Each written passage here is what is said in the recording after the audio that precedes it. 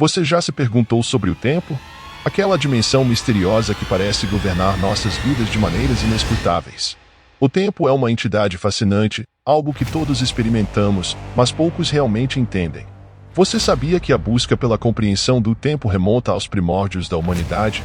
Desde os tempos antigos, os seres humanos têm se questionado sobre o que é o tempo e como ele começou. Imagine-se viajando através dos séculos, observando as civilizações antigas enquanto tentam decifrar o enigma do tempo. Desde os egípcios até os gregos, passando pelos povos mesopotâmicos, todos buscavam entender esse conceito que nos envolve, mas que escapa à nossa compreensão total. A contagem do tempo é uma das conquistas mais fundamentais da humanidade, uma invenção que moldou nossa história e influenciou profundamente o desenvolvimento da civilização. Mas como exatamente surgiu essa prática que hoje parece tão natural e essencial?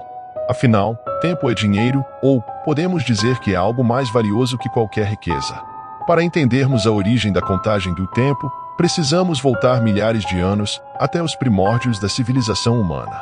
Nos estágios mais primitivos da sociedade, o tempo era percebido de maneira bastante rudimentar, baseado principalmente nas mudanças observáveis na natureza, como o nascer e o pôr do sol, as fases da lua e as estações do ano.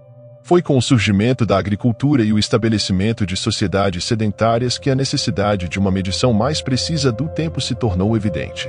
A agricultura dependia fortemente de ciclos naturais, como o período de plantio e colheita, e a capacidade de prever esses eventos era crucial para a sobrevivência.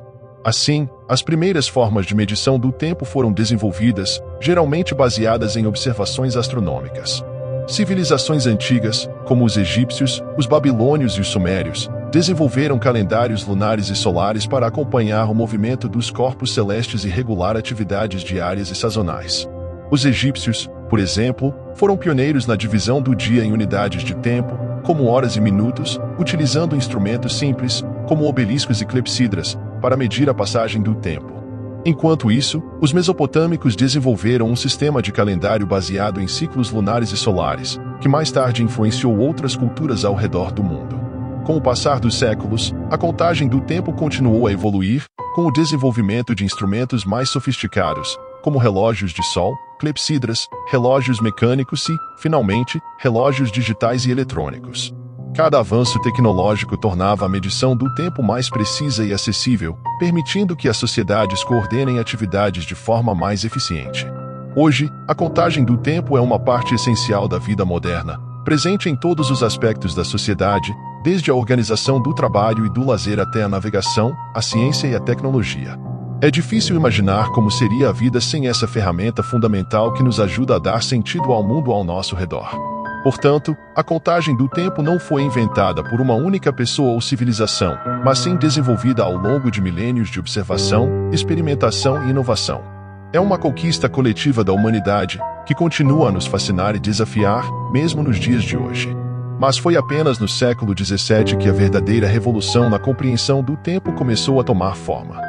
Com o trabalho de grandes mentes como Isaac Newton e Gottfried Leibniz, o tempo começou a ser visto não apenas como uma medida passageira, mas como uma dimensão fundamental do universo, onde o passado, o presente e o futuro coexistem de maneira complexa. No entanto, mesmo com os avanços da ciência, o tempo ainda mantém seu mistério.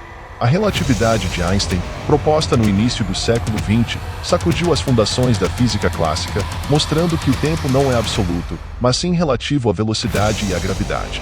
E o que dizer do tempo em nossas vidas cotidianas? Parece que nunca temos o suficiente dele. Corremos contra o relógio, tentando cumprir prazos, alcançar metas e aproveitar ao máximo cada momento.